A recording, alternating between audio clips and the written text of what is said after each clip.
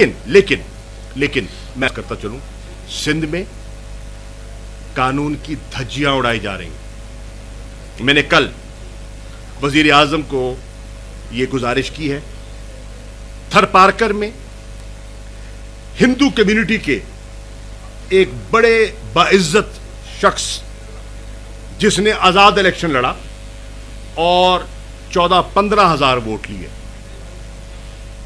राय लजपत भील, उसका गुनाह क्या है कि वो तहरीक इंसाफ में शामिल हो गया।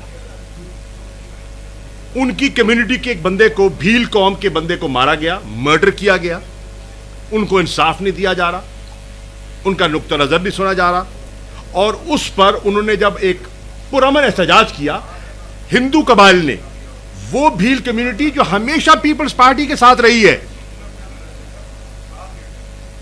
मिट्टी के एसपी जिनका वो न्याजी साहब है, मियां वाली से उनका ताल्लुक है, उसने कानून शिकनी की। मैं बरमला कह रहा हूं, अगर ह्यूमन राइट्स की बात करते हैं, इंसानी हकूक की बात करते हैं, तो उस एसपी को कटहरे में खड़ा किया जाए। उन्होंने उस मुंतखब तो नहीं, एक बाइज्जत हिंदू कबाइल के एक बहुत इज्जतदार आदमी को थाने बुलाया, उस पर तशद्दुद किया गया, उस पर तशद्दुद किया गया, नाजेबा हरकतें की गई। और ये कौन सी इंसानी हकूक की बात करते हैं? अगर बिलावल भुट्टो आप ह्यूमन राइट्स कमेटी के चेयरमैन हैं, तो आपको मैं वीडियोस वो वीडियोस मंगाएं और देखें कि आपके सिंध में आपका मिट्टी का, आपका थरपारकर का एसपी, पता नहीं हसन न्याजी या क्या नाम है उसका, वो क्या कर रहा है? इंसानी हकूक की तंजीमें खामोश क्यों हैं?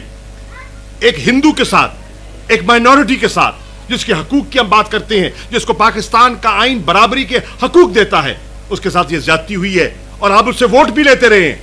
आज भी एमएलए आपके वहां, एमपी आपके हैं वहां, और आप खामोश बैठे हैं। और आप ह्यूमन राइट्स कमेटी के चेयरमैन हैं।